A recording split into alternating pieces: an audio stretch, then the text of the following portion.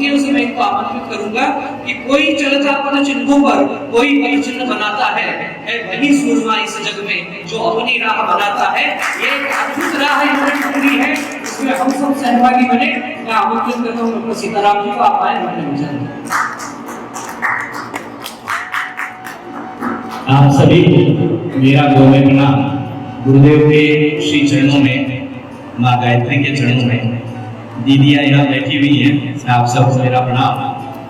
और मुझे अभी पता चला, वैसे मैं ब्रह्मपुरी शक्तिपीठ से और लगभग 12 से 15 वर्षों से जुड़ा हुआ हूँ। दीदी के उद्बोधन और गायन बहुत सुने हैं वहाँ पे, पर आज ही पता चला कि गुरुदेव की गोद में दीदी खेली हुई है और नाम ही गायत्री है, जो साक्षात गायत्री माँ का रूप हमारे यहाँ पे विराजमान है। कोटि कोटि वंदन आपको। मैं अपनी बात प्रारंभ करूं उससे पहले एक कहानी के माध्यम से अपनी बात को कहना चाहूंगा कि एक भिखारी कहीं भीख मांग रहा था। एक सेठ वहां से निकला। भिखारी ने जैसे ही भीख मांगी तो सेठ ने कहा कि यार इतने हड्डी कट्टे हो, तंदुरुस्त व्यक्ति होकर के आप भीख मांग रहे हो, ये शोभा नहीं देता आपको। तो भिखारी ने कहा कि क्या करूं सेठ जी, कोई काम ही नहीं है, यदि आप कोई नौकरी दे दें तो मैं ये भीख मांगना छोड़ सकता हूं।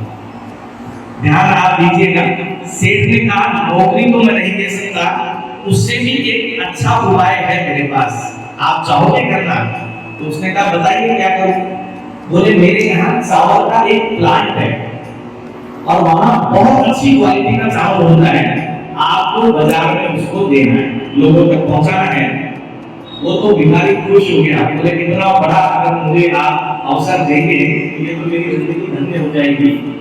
करना क्या होगा? बोले लोगों तक चावल पहुंचाना है। तो भिखारी इतना कृतज्ञ हुआ, उसने कहा कि हमारा हिस्सा कैसे होगा इसमें, क्योंकि सब कुछ तो आपका है, मुझे तो केवल देना ही है। तो क्या 20% मेरा होगा और सेठ जी 80% आपका होगा, या 10% मेरा होगा और 90% आपका होगा? तो सेठ ने कहा ऐसा कुछ भी नहीं है, सब कुछ तुम्हें करना है, 90% तुम रखना और 10% मुझे दे देना। अब तो भिखारी बिल्कुल नतमस्तक हो गया, उनके पैरों में गिर गया कि सेठ जी ऐसी स्थिति है तो मैं तो अपना जीवन ही आपको समर्पित कर देता हूँ। सेठ ने एक बात बोली कि 30 दिन के बाद का मैं हिसाब ले आऊंगा, अपना 10% मुझे चाहिएगा। उसने कहा कहीं तकलीफ नहीं है, बिल्कुल दूंगा। वो कार्य करने लगा, चावल की क्वालिटी बहुत बढ़िया थी, बाजार से सस्ती रेट पे था और 30 दिन के अंदर तो उसका इतना चावल बिका, अथाह पैसा आ गया। नियत समय आया, लेकिन इस समय आते आते और उस भिखारी के मन में एक चीज आ गई, ये जितना पैसा कमाया है वो तो मैंने मेरी मेहनत से कमाया है, उन्होंने क्या दिया है, अब वो लेने आएंगे तो 10% तो बहुत ज्यादा हो जाएगा, मेरे से तो नहीं दिया जाएगा। 30 दिन बाद नियत समय पे सेठ जी आए और उन्होंने कहा कि भैया मेरा हिस्सा। बोले नहीं सेठ जी, अभी तो बहुत सारी जिम्मेदारियां बाकी है, बाजार में बड़ा घाटा लगा है, अभी हिसाब किताब करना बाकी है, आप 10% की छोड़ो, मुझे नुकसान कर दिया और सारी मेहनत तो मैंने की है। अब सेठ का वो जानता था कि घाटा तो हो ही नहीं सकता, तो उन्होंने कहा भैया मुझे सब पता है, तुम 10% देने में आनाकानी कर रहे हो।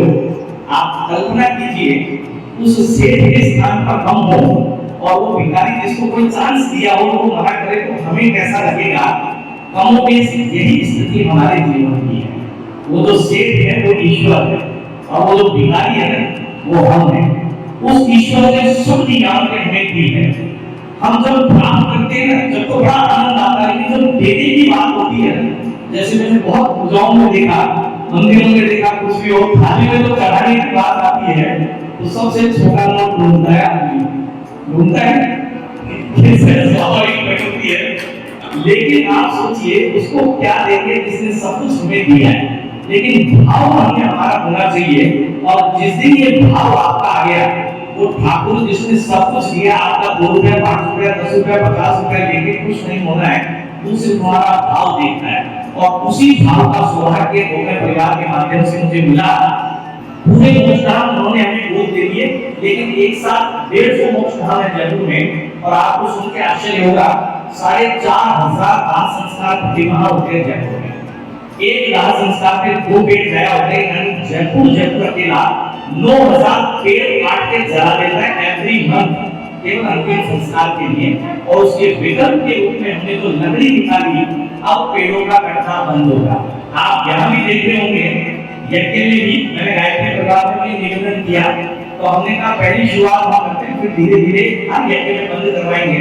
अभी भी यज्ञ में पेड़ों की लकड़ियां रखती है सब, हम वो लकड़ी बंद करवाएंगे। देशी गोमाता के गोबर, क्योंकि गोबर जब भी जलेगा वातावरण को शुद्ध करेगा। देशी गोमाता के गोबर में वो ताकत है।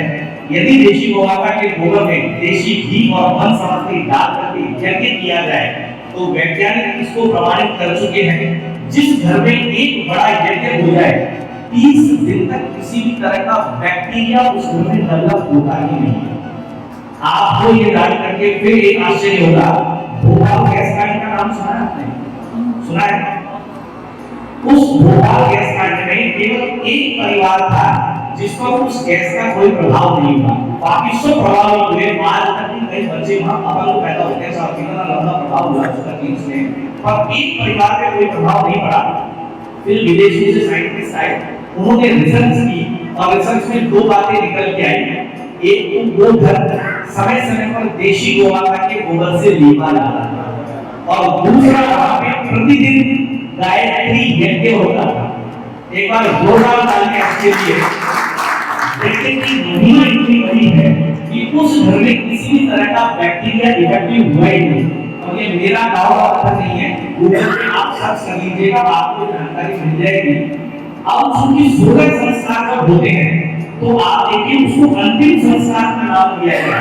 जब 15 संस्कार अच्छे तरीके से वो 16 संस्कार होते हुए उसको भी उसी विविधता के साथ, उसी भव्यता के साथ संपन्न किया जाए।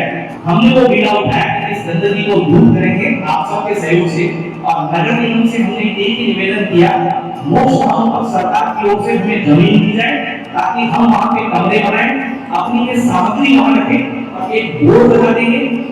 इन चीजों का खर्चा ये है, यदि आप सक्षम हैं तो ले जाए, वरना गोमे परिवार की ओर से भेंट है। लेकिन अब अंतिम संस्कार में लकड़ियां बंद करेंगे, और सरकार ने हमें आश्वस्त कर दिया 6 महीने हमें 250 अंतिम संस्कार करवा चुके हैं पिछले 2 वर्ष से, यानी 500 बेड टेस्ट पे हम बचा चुके हैं।